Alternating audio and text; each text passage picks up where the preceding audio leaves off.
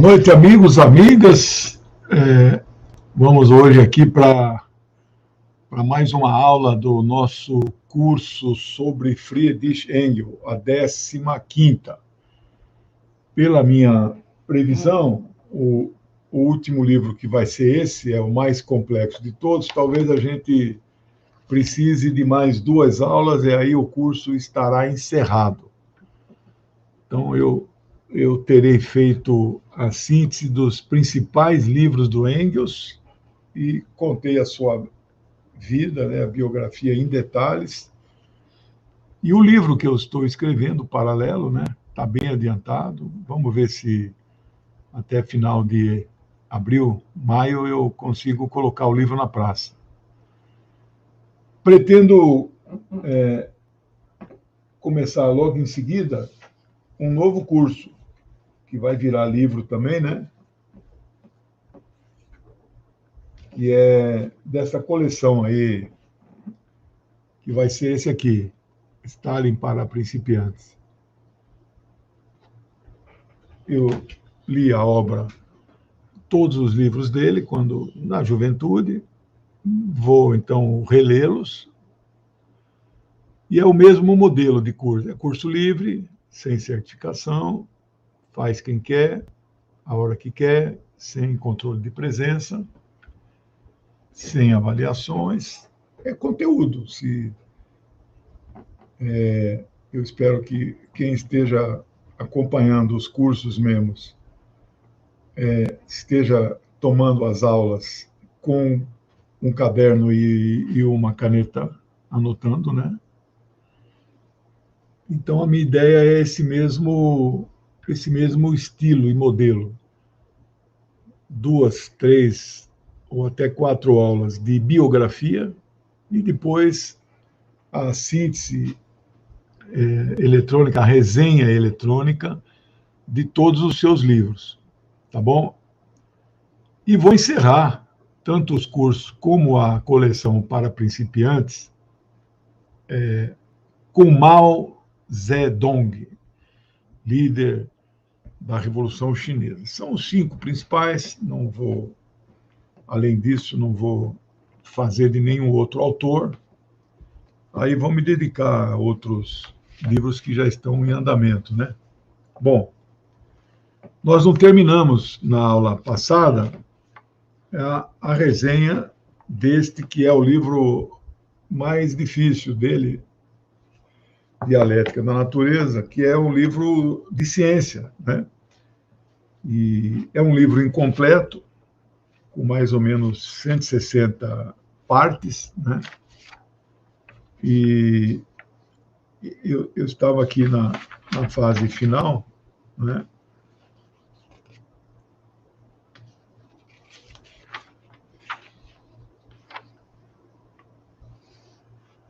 Eu mencionei o plano geral da obra, né? Que como seria, como ele gostaria que fosse, né? A divisão pelos capítulos, né? Aí parei aí. Aí, a organização final da obra, ela seguiu a ordenação que está aqui nesta página 29. Então, ficou assim, sobre a história da ciência. Então, ele conta a história. Segundo, ciência da natureza e filosofia. Terceiro, dialética. Quarto, formas de movimento da matéria e classificação das ciências. 5, matemática. 6, mecânica e astronomia. Mecânica é a parte da física mais simples, mais elementar, né? Que é movimentos, né? 7º capítulo, a física. 8º, a química. E o 9º, biologia. Acho que eu não falei isso, mas quando Darwin publicou em 1859 o livro de Origin of Species, A Origem das Espécies, que é onde ele formula a teoria da evolução, Marx correu, comprou o livro, leu, eles eram leitores vorazes, e foi falar com Engels. No meu livro Marx para Principiantes, eu conto essa passagem. E mostrou o livro para o Engels. Este livro reflete na biologia a nossa teoria, a nossa filosofia, o nosso método dialético, né? Tudo se transforma, né? Ele ficou entusiasmado.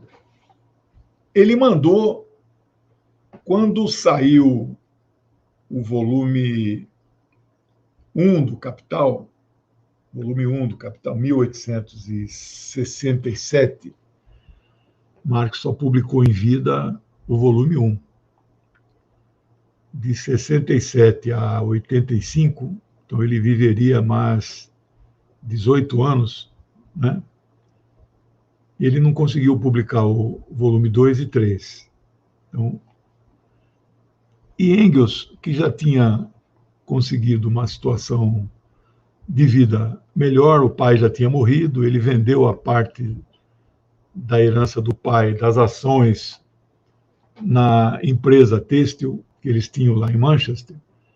Então ele começou a ter uma vida mais folgada e pôde ajudar Marx. É como se ele desse uma bolsa de estudos permanente para Marx só ficar estudando, né? Quantas pessoas entre nós gostaríamos de ter um Engels na vida, assim, para nos dedicarmos ao estudo e à pesquisa, né? E Marx leu centenas de livros para terminar o Capital. E aí foi Engels, em 12 anos depois que Marx morreu, até a morte dele, em 1895, que ele conseguiu publicar o volume 2 e 3. Né? Vocês, não sei se vão ler um dia essa obra, A Origem das Espécies. É um livro volumoso, eu tenho várias edições dele aqui comigo. Li na época de juventude, reli há uns 2 ou 3 anos. É fenomenal, né? É claro que as edições que existem por aí é a tradução direto do inglês da 6ª e última edição. Você pode olhar aí, quando você encontrar algum exemplar, seguramente é a 6ª edição inglesa, que tem todas as mudanças que o Darwin fez, né? Publicar em português a tradução da primeira edição é um absurdo, não vale nada, né? Porque ela já foi modificada, né? Mas aí, quando saiu o Capital em 1867, Marx manda um exemplar para Darwin, portanto, 8 anos depois do Origem das Espécies, e manda com uma dedicatória. Não se sabe se Darwin leu, né? E ele chegou isso parece que é lenda urbana, não é comprovado, mas como eu já li isso em algumas das biografias de Marx, eu li 4, que Marx se ofereceu para fazer o prefácio do livro do Darwin para quando saísse a segunda edição. Que aí o Darwin teria declinado delicadamente, né? Respondeu através de um cartão, né? Pode ser. Darwin estava com muitos problemas para ter o Marx fazendo o prefácio da obra dele.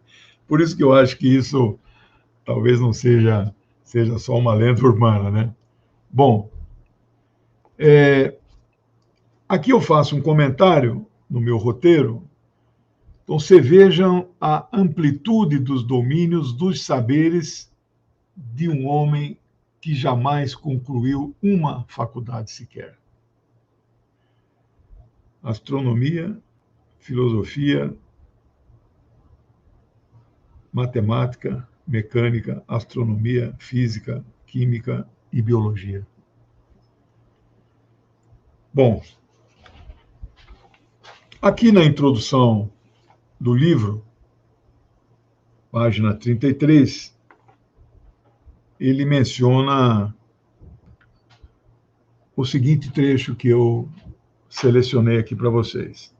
A ciência natural moderna começa naquela portentosa época que deu cabo do feudalismo pela burguesia, que no pano de fundo da luta entre burgueses citadinos e a nobreza feudal, revelou o camponês rebelde.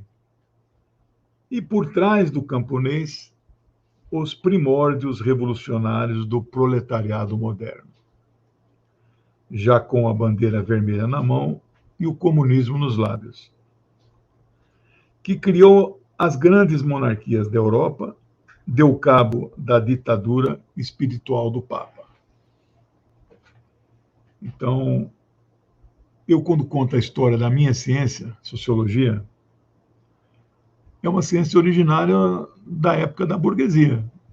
Ela não existia na antiguidade.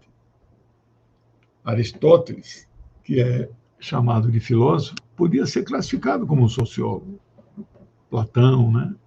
Os caras que interpretavam a sociedade, né? Mas não existia essa ciência, né? Bom, há uma passagem aqui do livro que vale a pena ser mencionado, que é a forma como ele combate o espiritismo. Na época, por volta de 1854, surge um cara na França, pelo nome vocês não vão saber quem é, pelo nome oficial dele, né?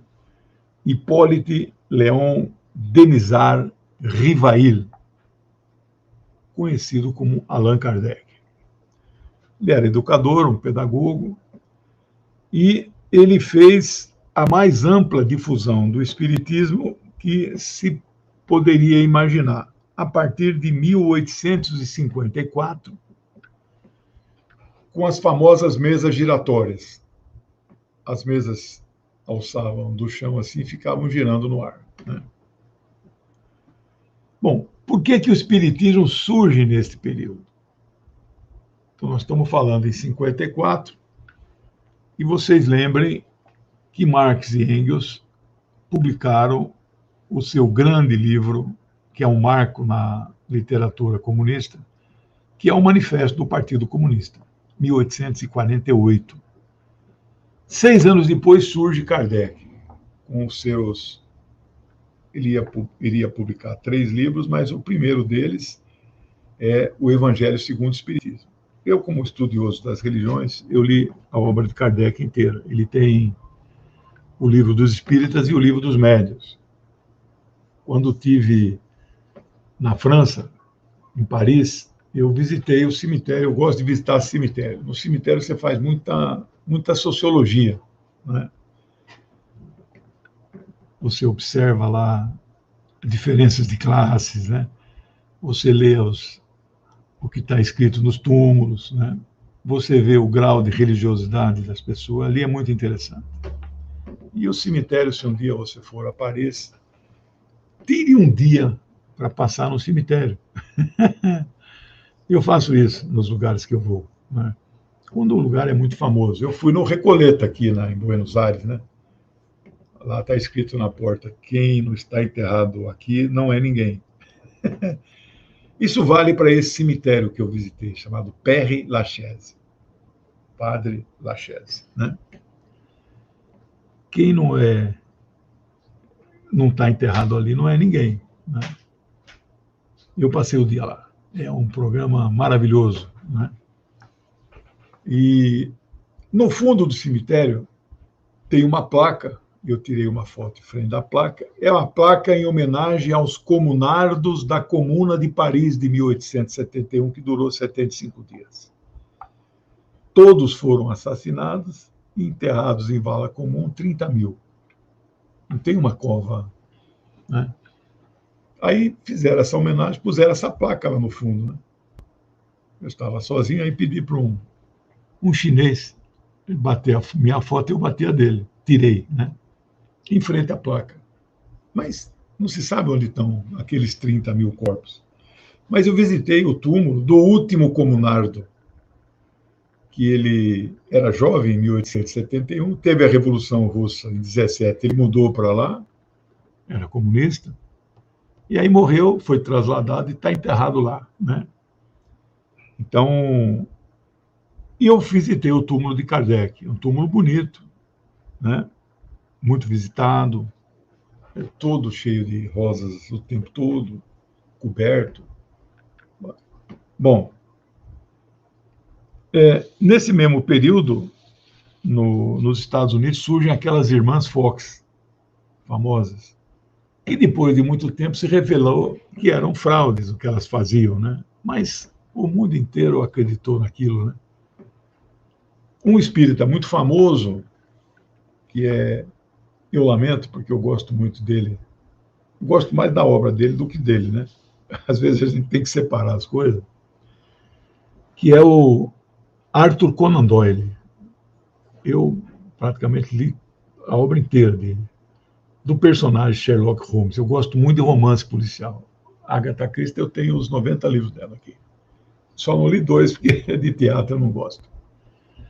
E li outros autores e autoras sobre suspense. O Arthur Conan Doyle, eu gosto, do Sherlock Holmes. É do século XIX.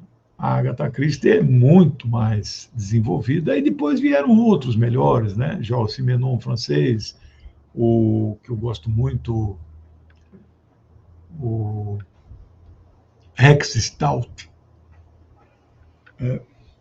o seu personagem, o detetive, não é detetive, ele é, na verdade, ele gosta de apurar crimes sem sair da poltrona dele. Ele é gordinho assim, e gosta de cerveja. Nero Wolfe é o nome do detetive. Mas por que eu estou falando tudo isso? Né? Conan Doyle foi um grande espírito. Ele chegou a ser amigo do Houdini, aquele escapista, ilusionista, mas ele ajudou a desmascarar muita fraude. Aliás, o espiritismo, eu não sei qual é a cena incorporação, baixar espírito que possa ser considerado verídica. Mas isso, cada um tem a sua crença. Mas o Houdini desmascarava. E aí eles tinham, então, essa divergência. Eles até se separaram por causa disso, né? O Conan Doyle e o Houdini, né? Bom, mas por que surge o espiritismo? Para combater o materialismo comunista, materialista, né? O que é uma grande injustiça que se faz, há uma confusão de materialismo com pessoas apegadas à matéria. Aquele cara ali é materialista. Isto é uma vulgaridade do termo materialismo que é típica de gente que não tem a menor ideia do significado disso do ponto de vista filosófico. Materialismo é quem acredita na materialidade do mundo e que a ideia surge da matéria, e não ao contrário. É a matéria que cria a ideia e não a ideia que cria a matéria. Por isso que quem acha que a ideia cria a matéria, nós chamamos de idealista, né? Metafísico, espiritualista, são as pessoas que acreditam, por exemplo, num ser criador de todas as coisas, né? Bom, mas também não é nosso foco, mas um dia pode ser que eu gosto tanto de religião que dê um curso básico aí de fazer um resumo das principais aí, né? Esse é outro assunto. Mas veja só o que diz na página 83 nosso amigo Engels. O título é Pesquisa da Natureza no Mundo dos Espíritos. Então ele fez a sua incursão por ali. Abre aspas. Uma antiga máxima dialética que passou a fazer parte da consciência popular é que os extremos se tocam. Somente nos enganaremos se buscarmos os graus extremos da imaginação fantasiosa, da credulidade e da superstição. Não naquela tendência da ciência natural que, como a filosofia natural alemã, procurou enquadrar à força o mundo objetivo na moldura do seu pensamento subjetivo, mas na tendência contrária, que, insistindo na mera experiência, tratou o pensamento com soberano desprezo e foi a que realmente chegou mais longe na prática da irreflexão. Então, é uma crítica demolidora a esse novo pensamento que assolava o mundo dos vivos, né? Bom, eu aqui peço para mim mesmo, para eu me remeter a uma página 153. Oh, muito obrigado, meu irmãozinho.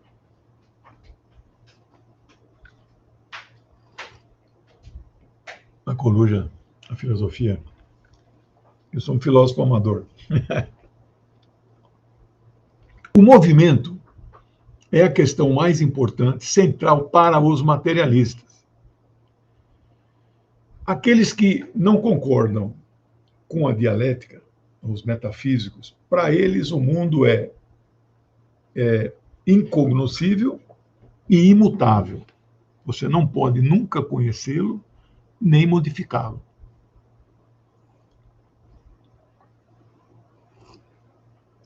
Portanto, tudo é eterno.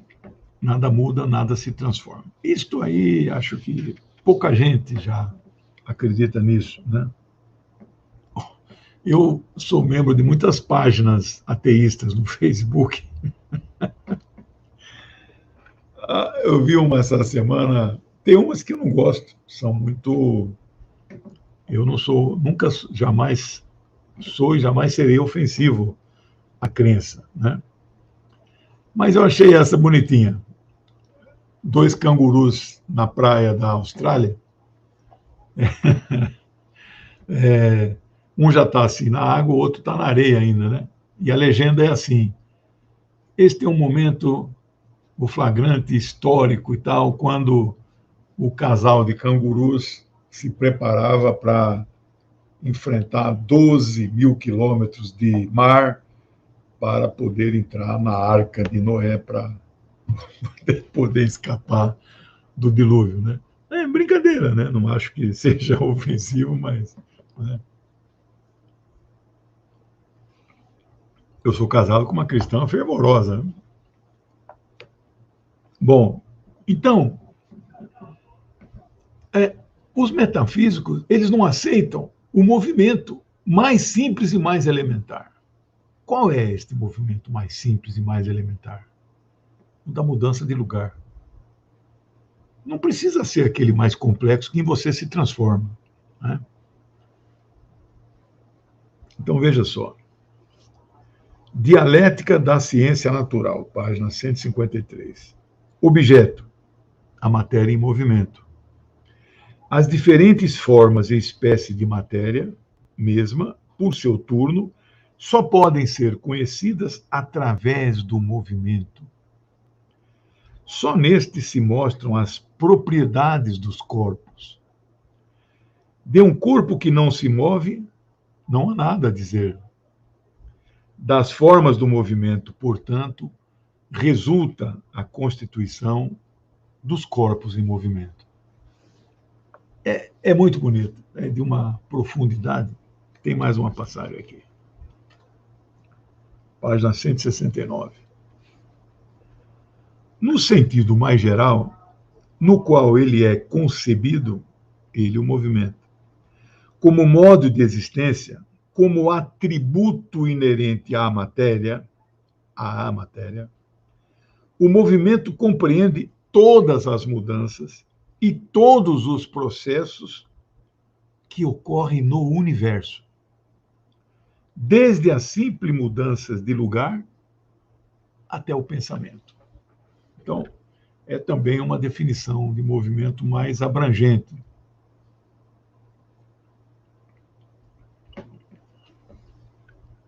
Eu quero mostrar para vocês aqui algumas páginas de Engels, né?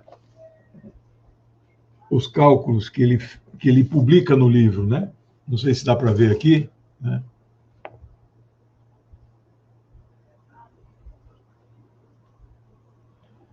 Esse é um homem que não fez faculdade.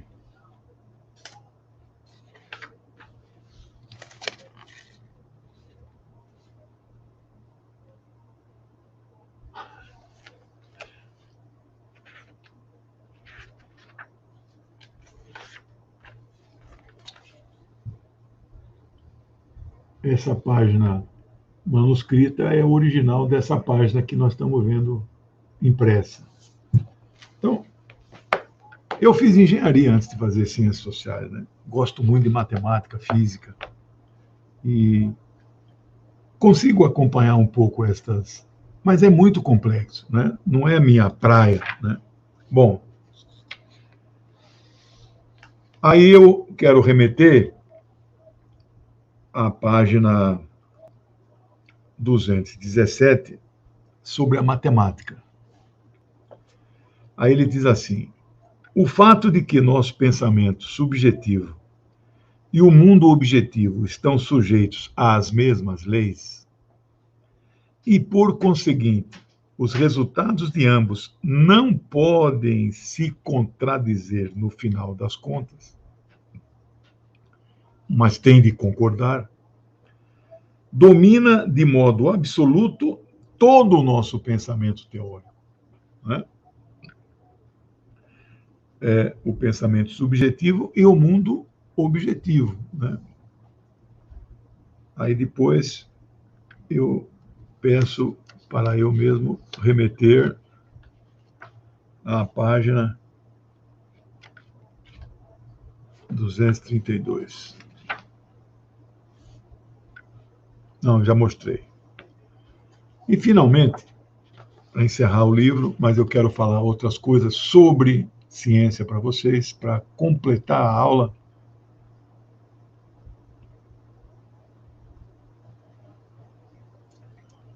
O livro fecha com um capítulo que eu estou checando o título original em alemão, o papel do trabalho na hominização do macaco. Eu não creio que ele tenha escrito isso, mas também pode ter escrito. O livro que eu tenho, então, este capítulo aqui virou um livro separado de Engels, né? Foi um dos primeiros que eu li. Depois eu vou fazer uma bibliografia para vocês, porque muita gente me pergunta o que é que eu devo ler para ser minimamente marxista, materialista, dialético. Eu vou fazer isso. Vocês podem me cobrar, né? Como é que você me cobra as coisas aqui? Pelo chat, né? Mas eu não vou esquecer. Este é um livro que é básico você ler. A tradução que eu tenho, que não é esta, diz o autor lá naquela tradução, que é direto do alemão também. A tradução que eu tenho é o papel do trabalho na transformação do macaco em homem. Aqui, o autor aqui da tradução escreveu o papel do trabalho na hominização do macaco. O espírito é o mesmo. Bom, eu vou ler só a abertura, página 337. Os economistas políticos dizem que o trabalho é a fonte de toda a riqueza. Pois eu explico. Ele é isso, ao lado da natureza que lhe fornece o material que ele transforma em riqueza. Então, portanto, é verdade. Porém, ele é infinitamente mais que isso. Ele é a primeira condição fundamental de toda a vida humana. E, em tal grau, e em certo sentido, devemos dizer, ele criou o ser humano como tal. É fenomenal isso, né? O que ele falou aqui dos economistas clássicos? Ele se refere a Ricardo, Davi Ricardo e Adam Smith, né? No seu famoso livro A Riqueza das Nações, né? The Wealth of Nations. Para estes economistas, só o trabalho produz riqueza. Às vezes a gente vê essa frase por aí e fala assim, pô, essa é a frase de algum cara comunista. Não, essa frase é de Smith. Por que a gente fala, quando ensina sociologia marxista, no capítulo Pensamento de Marx, por que eu falo, sempre falei, né, que Marx absorve o pensamento de Smith, mas ele exclui aqueles aspectos que ele não está de acordo, né? Que ele melhora as coisas. Então, sobre esta frase, só o trabalho produz riqueza, Marx vai dizer assim, não é qualquer trabalho que produz riqueza. Então, aí vem o diferencial. Isso eu explico no livro, né, Marx para Principiantes, que é o que abre a minha coleção, né? Qual é a diferença, então? Qualquer trabalho, não é todo trabalho que produz riqueza? Supondo que a sua mãe seja costureira, ela, dentro de casa, ela faz costura. Quando ela fez uma saia para ela vestir, ela não produziu uma mercadoria. Essa saia não foi vendida e esta saia não deu nenhum lucro para ela. Ao contrário, ela só gastou tempo para fazer e matéria-prima. Mas se a sua mãe começa... Eu vou tentar explicar. Se a sua mãe começa a fazer muitas saias e vender para fora, o produto do trabalho dela passa a ser denominado de mercadoria. Ainda assim, não dá para dizer que o trabalho dela é produtivo quando Marx deixa claro que trabalho produtivo é produtor de mais-valia ou mais valor. Enquanto sua mãe fizer só ela os vestidos, as blusas, as camisas, e não tiver nenhum empregado, toda a riqueza acumulada vem exclusivamente do seu trabalho. Mas já começa, né, a produzir certa riqueza. Mas ela não vai longe se ficar nisso. Aí, num belo dia, ela contrata a primeira funcionária. Aí as vendas vão crescendo, ela contrata a segunda, a quarta, a oitava, né? Então, este trabalho de confecção, a riqueza que ela acumula, que não vem do trabalho dela, até veio uma parcela. Muitos empresários por aí, eu trabalho o dia inteiro ao lado dos meus empregados. Mas não é a mesma coisa, né? O trabalho dele vai enriquecendo você, né? Então,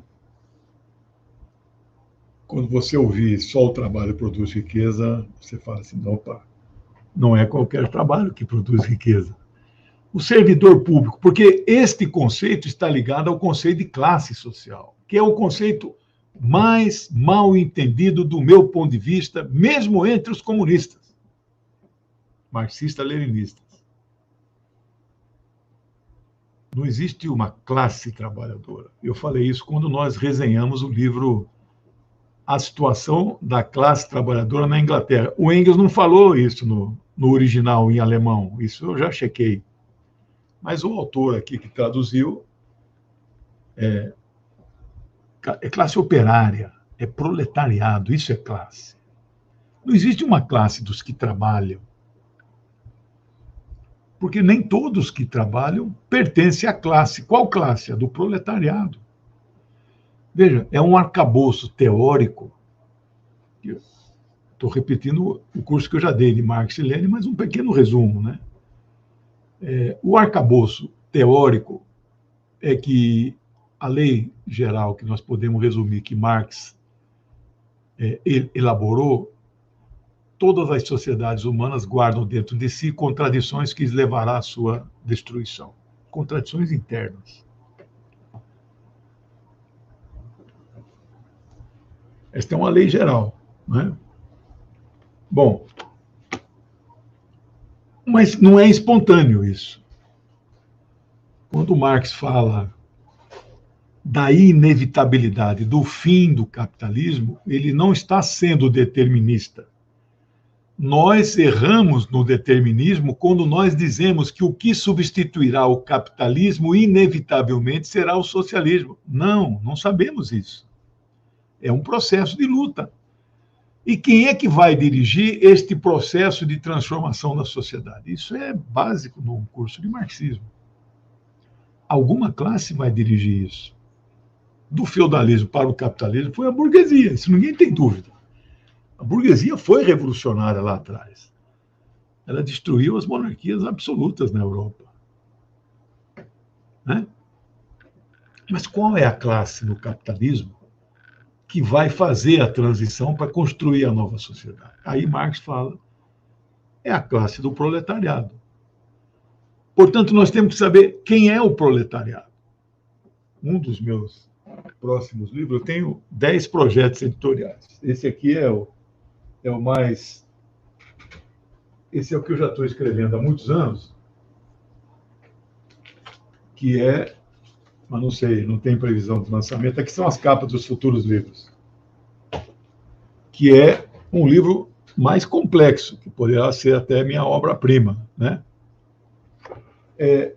Qual é mesmo a concepção marxista de proletariado? Ele que não deixou uma definição, né, prontinha, arrumada e acabada de proletariado. Né? No volume 3 do Capital, né, na última página, ele fala.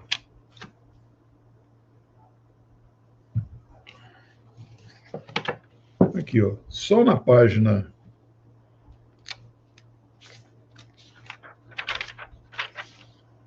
947 e 948. Aqui.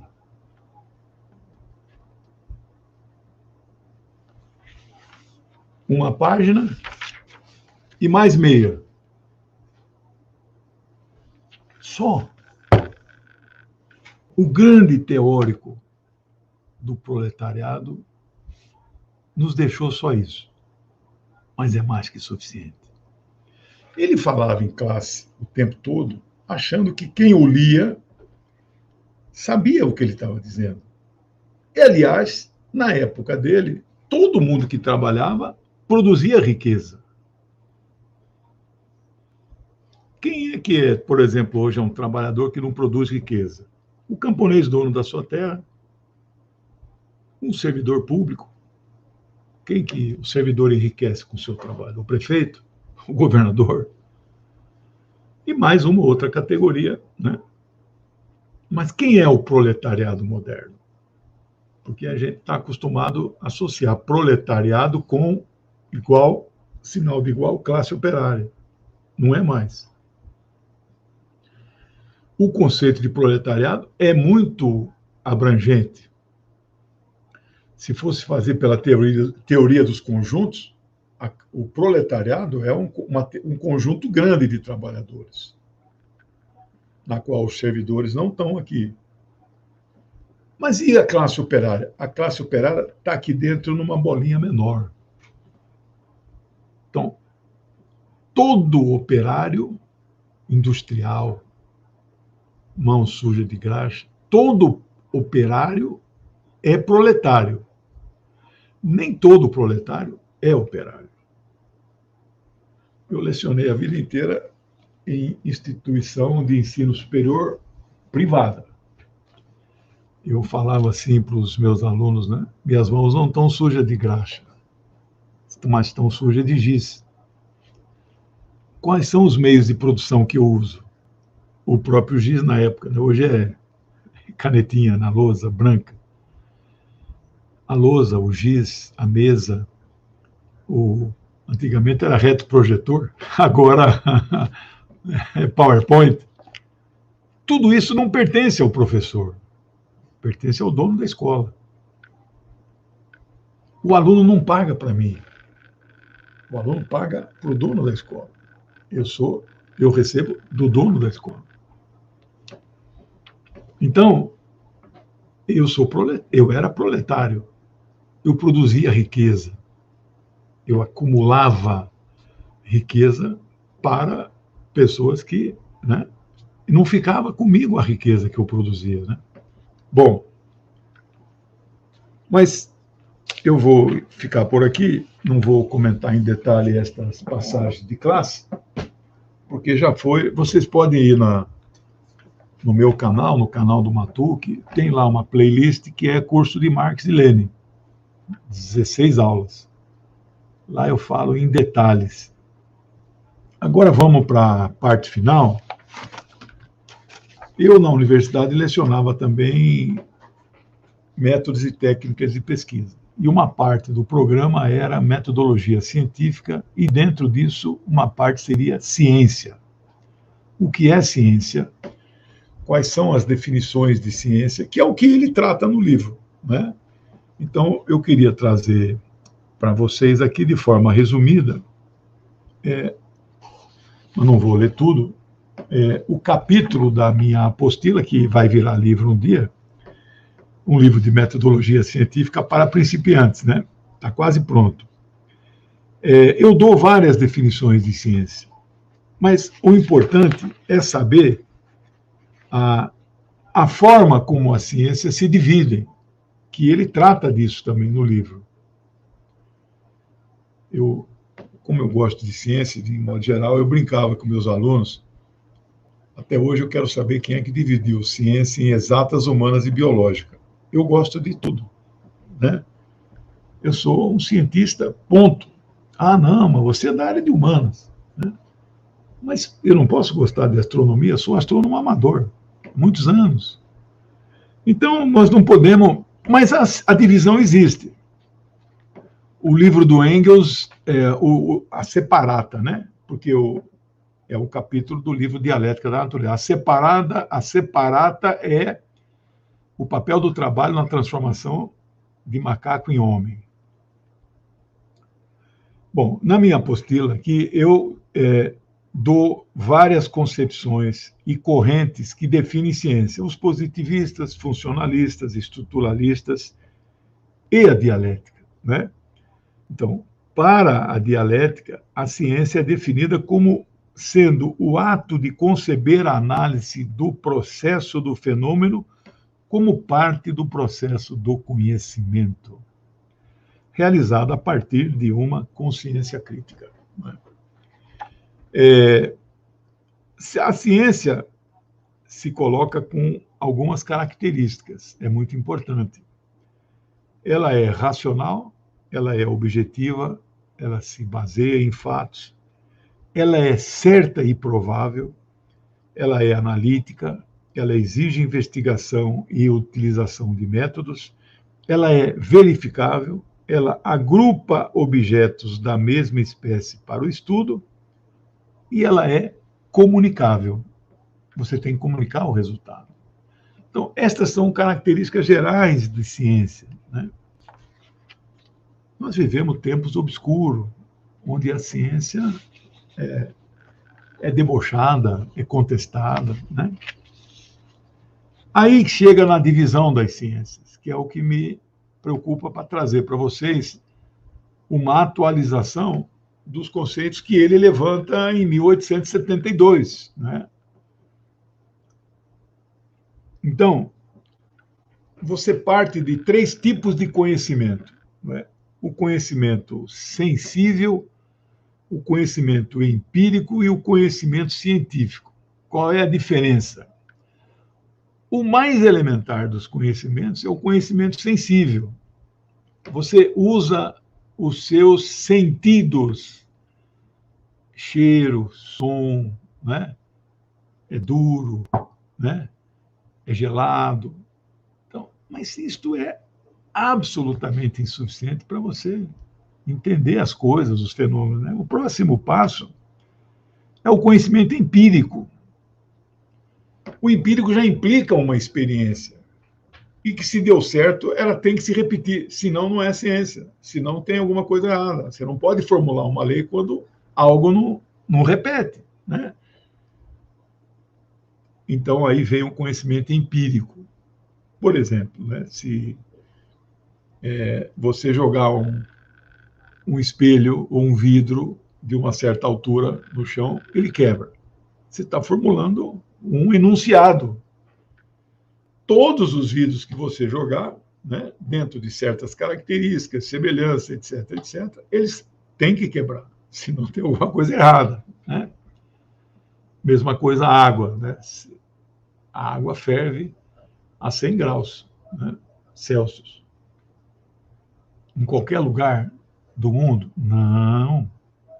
Em condições normais de temperatura e pressão, ao nível do mar. Aí ela ferve. Se não acontecer isso, alguma coisa está errada. Ou você não está no nível do mar, né? Ou as condições atmosféricas não permitem.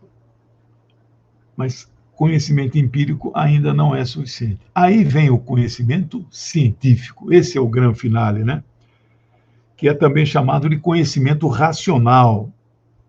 Tem como objeto as questões mais universais e sistemáticas. E, consequentemente, é um conhecimento metódico.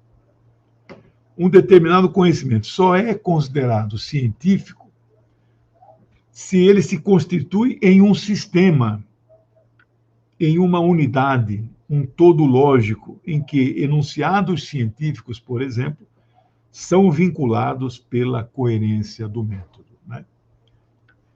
E aí vamos para a divisão das ciências, né? O Ampère é aquele mesmo que deu o nome da amperagem das lâmpadas. Ele falava em dois tipos de ciência: a ciência do espírito, ou noológicas, e as ciências da natureza, que são as cosmológicas. Mas isso é uma divisão muito primária. Aí depois veio Augusto Comte, que é um dos precursores da sociologia da minha ciência, né? Que não fez 200 anos ainda, né? 2024, 1824, Comte escreveu uma carta para um amigo dele, Monsieur Vallée, não sei o primeiro nome dele, ninguém sabe, a história não. E na carta ele fala: eu acho que eu estou desenvolvendo uma ciência nova aí, que resolvi chamá-la de sociologia, né? Então, portanto, faltam ainda 2 anos para nós completarmos 200 anos, uma ciência jovem, né? O Comte, então, fala em 2 tipos também de ciência. As ciências abstratas, que trata das descobertas, das leis, dos fenômenos, e as ciências concretas, que trata da aplicação das leis à história. Muito simples e muito primária essa definição, essa divisão da ciência. Aí veio Herbert Spencer, que é um dos precursores da sociologia moderna, né? Ele faz uma divisão um pouco mais completa, né? Ciências abstratas, que são as lógicas formais e a matemática. Segundo, as ciências abstrato-concretas, mecânica, física, química, né? E as ciências concretas, propriamente, que aí, então, ele inclui astronomia e geologia. Então, ele melhora um pouco as definições de ciência. E aí eu finalizo o meu trabalho, a definição de ciência, que, claro, diferente da que Engels dá, mais aceita universalmente são estas 3. Primeira, ciências lógico-matemáticas, aquelas que estudam entes ideais ou de razão, e as conexões e relações que se estabelecem entre objetos ideais no plano do próprio pensamento, sem uma relação necessária com a realidade. Então, é alguma coisa no plano que você não pega em quase nada, né? Elas são absolutamente abstratas. A segunda são as chamadas ciências da natureza. Estuda o mundo natural independentemente da ação e da presença dos seres humanos e das suas inter-relações. E a terceira, ciências do espírito. Seu objeto de estudo e pesquisa é o ser humano e a ação sobre a natureza e sobre a sociedade. Antônio Ruais termina, dá uma primeira definição, que é, abre aspas, descrevem, explicam, predizem acontecimentos que se manifestam no mundo. A evidência empírica é recolhida de diversos modos, observando, experimentando, medindo, fazendo levantamentos, entrevistando pessoas, efetuando testes clínicos, examinando documentos ou inscrições. Então, isto é a ciência, a maravilha da ciência, né? Bom, eu tinha um plano de fazer um resumo do significado da dialética. Minha amiga Neida, não vou ter tempo de fazer, porque na verdade seria uma revisão lá do curso de Marx.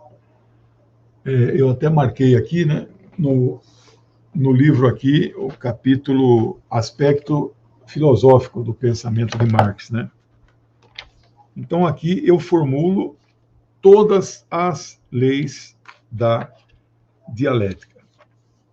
Primeira lei, segunda lei, terceira lei, quarta lei. Aí fala do materialismo histórico e acabou o capítulo. Bom, alguém perguntou aí, o que é ter uma vida com olhar dialético o tempo todo? Não é fácil, viu? Eu estudo esse assunto há 47 anos, não sei se eu mesmo. Mas a minha forma de análise é dialética. Tudo está relacionado. Quando eu analiso uma conjuntura, eu tenho que olhar as forças políticas que estão se movimentando no cenário, os interesses, os objetivos destas forças, qual é que pode ser feito alguma aliança, qual é que não pode, quais são os inimigos do nosso ponto de vista, os inimigos principais, os inimigos secundários, os inimigos que eu posso neutralizar. Porque, dependendo da análise, um exemplo concreto, essa disputa de se o vice do Lula tem que ser de esquerda ou pode ser um homem de centro.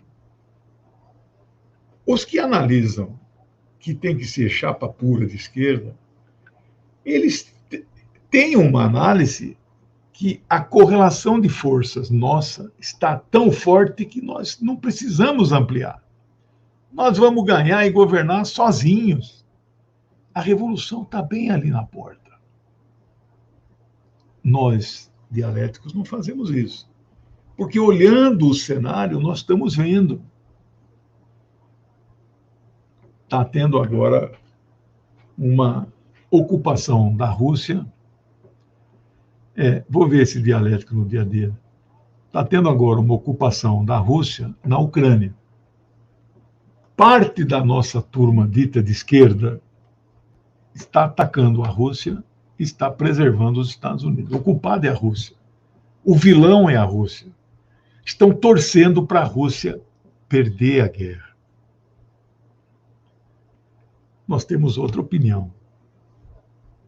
Nós quem? Os dialéticos.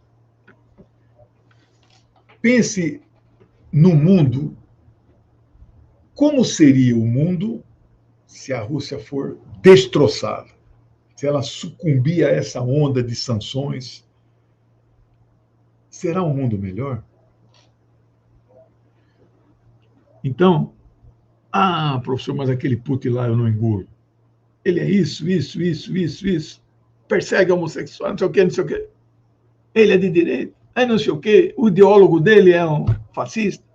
Barbaridade. Os dialéticos não pensam dessa maneira. Mas ele não é de esquerda, professor. E quem diz que só podemos apoiar quem é de esquerda? A pergunta principal hoje é: ele é anti-imperialista? O Irã é uma república islâmica. O nosso Partido Comunista no Irã me parece que está clandestino, ele não é livre lá. Mas o Irã, no mundo hoje, joga um papel anti-imperialista dos mais importantes e relevantes. Eu vou atacar o Irã? Por quê? Né? Então, isso é uma análise dialética. O nosso raciocínio não é dialético. Nós não fomos educados mentalmente. A nossa educação é idealista. A religiosidade está muito presente no nosso dia a dia. Já percebeu que as pessoas, o tempo todo, você fala alguma coisa, elas falam, se Deus quiser. Ou então acontece alguma coisa, elas falam, graças a Deus. Aí teve um dia que alguém falou, graças a Deus, em seguida eu falei assim, mas você acredita mesmo nisso? Ou seja, que é graças a ele? A pessoa, porque é tão automático falar isso o tempo todo, né, que ela não percebeu a minha pergunta. Então,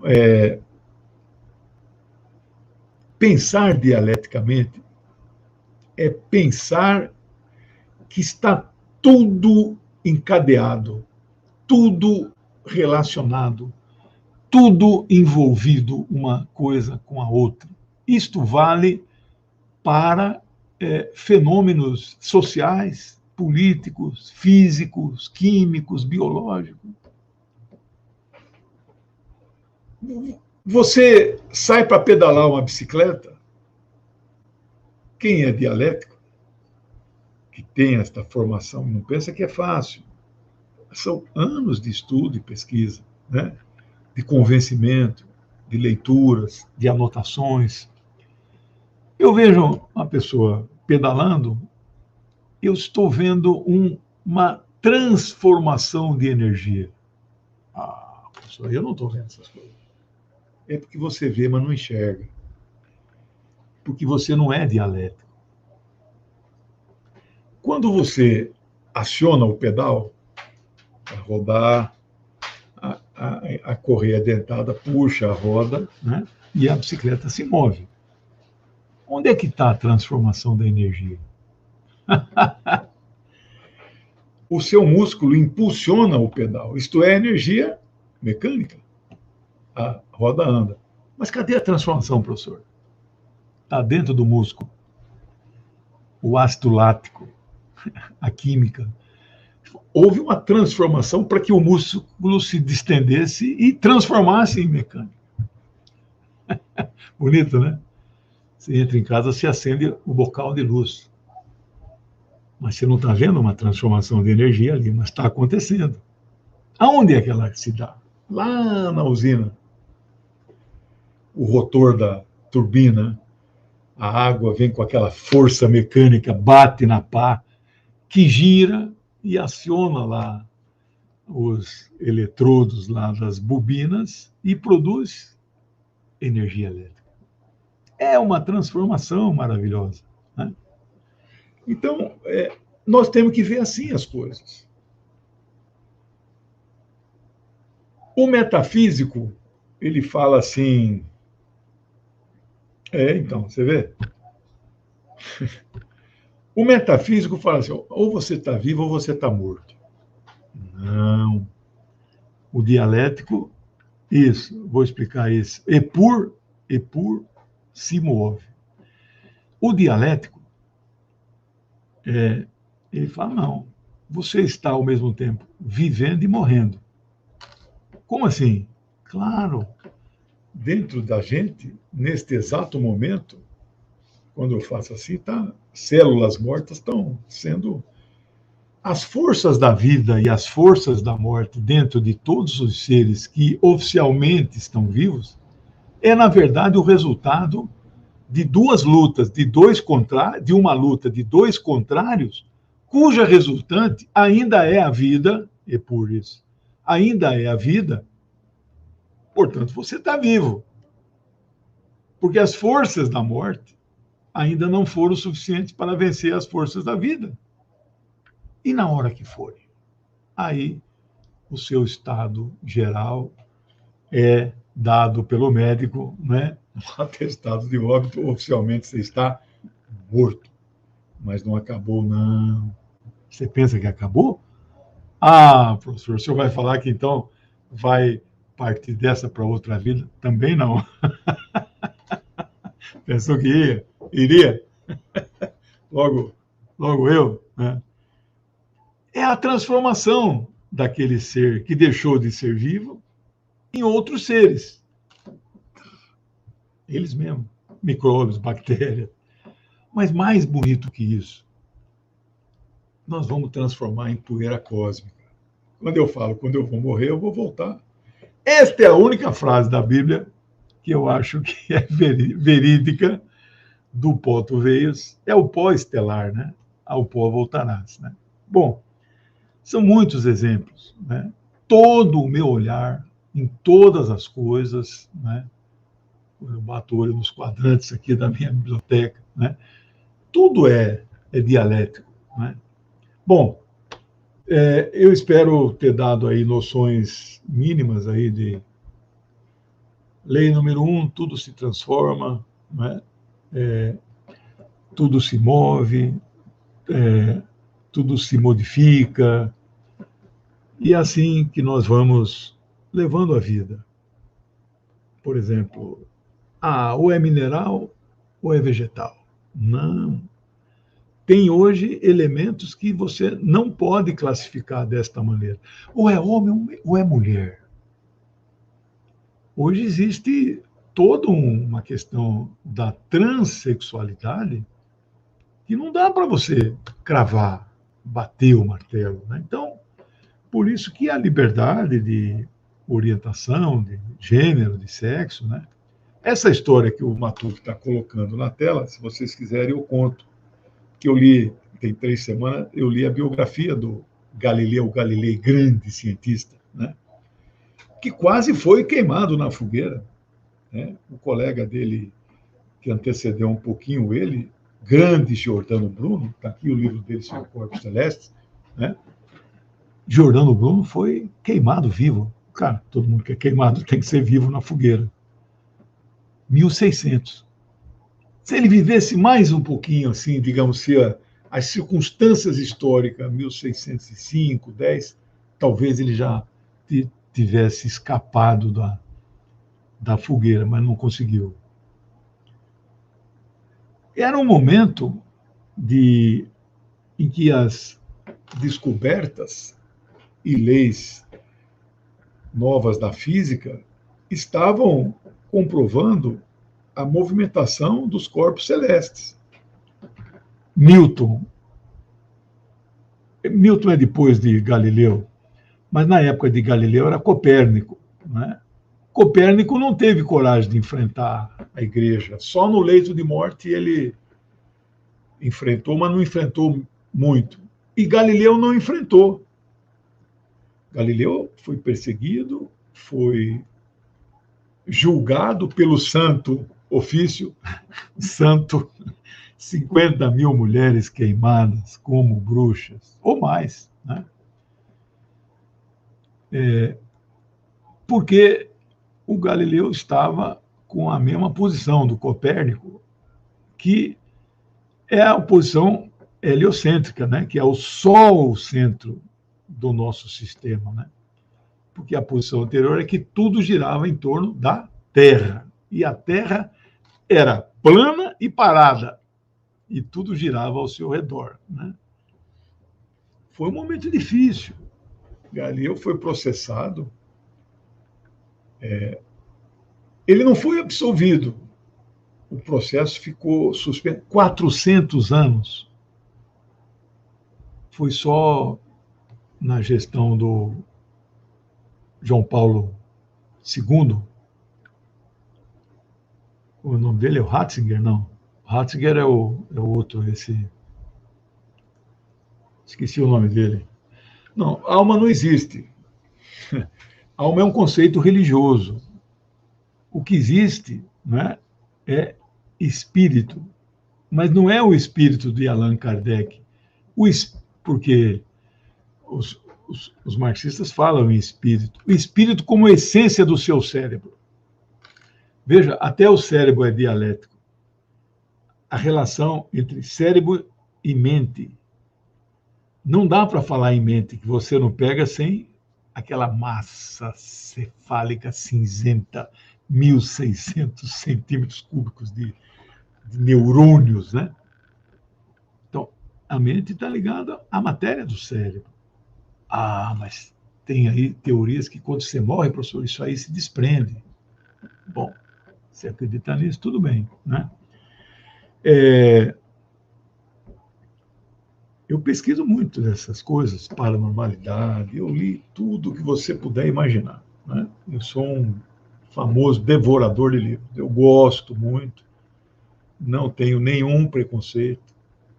Antes de ser um devorador de livros, em 74, eu fazia cursinho, eu estava lendo um livro de bruxaria, você acredita? Eu era muito curioso, né?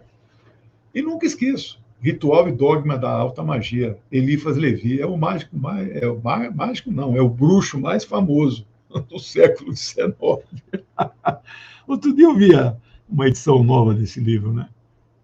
Então não podemos ter preconceito para nada. Eu li Mein Kampf, do Hitler, né? Que não foi ele que escreveu, mas tudo bem. Então, você tem esse processo de transformação, né? Energia. Alma é um conceito religioso, que, aliás, é debatido desde Aristóteles, desde Sócrates. Quem é que tem alma, quem é que não tem alma, né? O que significa a alma, para onde a alma vai depois de morto, né? Esse é um conceito religioso. Não sei se vocês leram a Divina Comédia Maravilhosa de Dante Alighieri, perseguido no século XIV, né? Ele publica 1403, acho. É maravilhoso. 3 volumes. Inferno, Purgatório e Paraíso. Maravilhoso, né? Mas escrito baseado na religião, em como a igreja imaginava. Então, a teoria de Galileu, ela se associava com Copérnico. Aí ele foi processado. Aí, no Tribunal da Inquisição, ele resolveu negar tudo o que ele escreveu. Igual o Fernando Henrique, lembra que ele falou, esqueçam tudo que eu escrevi, não vale mais nada, né? Eu espero nunca fazer isso, né? Meus 18 livros estão aqui empilhados, né? Tem 3 para lançar até final de maio. Mas veja só, aí o Galileu fala, não, os inquisidores, mas a Terra se move ou não se move? Não. Quem falou isso? Não, o senhor falou isso. Não. Ela não se move. Está paradinha. Carol Wojtyla, isso? Está paradinha. Nada. Aí os caras estão achando que ele está mentindo. 3 inquisidores na mesa. Então vai ali na sacada, tem um balcão assim, a multidão estava lá fora, porque ele já era muito conhecido, né? Vai lá na sacada e fala isso para aquela multidão lá. Ele foi. Ô, pessoal, aquele negócio que a Terra se move, não é verdade, viu? Eu nunca falei isso, não. Ela está parada. Aí ficou pendente, meio que um empate técnico. Aí o pessoal dispensou o Galileu. Aí entra a lenda, que é a frase que o Matuque colocou no ar. Aí é uma peça, eu até encenei, fiz teatro quando era jovem, uma peça de Bertolt Brecht, grande teatrólogo, escritor, poeta, comunista alemão, né? Chamado Galileu Galilei. Aí ele, então, depois de tudo isso, ele saindo lá dos corredores escuros, daqueles castelos medievais, né? Aí é lenda, diz Brecht na peça que Galileu olha para trás, olha para frente, coça a cabeça, assim, e por se move. Quer queiram ou quer não queiram, a Terra se move. É por isso a frase famosa. Gente, passou um pouco do horário e eu agradeço mais essa semana junto com vocês. Eu estou com a Ucrânia na cabeça. Daqui a pouco tem a 7ª e última live agora às 8 horas. Aí eu volto para a Ucrânia. Tudo de bom. Até semana que vem, que nós começamos o último livro, A Origem da Propriedade Privada, da Família e do Estado. Tchau, beijo.